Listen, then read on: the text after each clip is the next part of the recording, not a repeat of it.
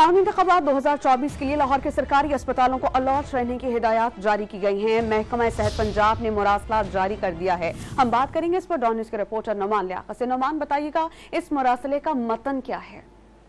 देखिए जी, आम इंतखाबात 2024 है। इस हवाले से कोई भी जो हंगामी सूरत हाल है इसको मद्देनजर रखते हुए अस्पतालों को अलर्ट रहने की हिदायत की गई है। इस हवाले से महकमा सेहत पंजाब ने मरासला जारी कर दिया है।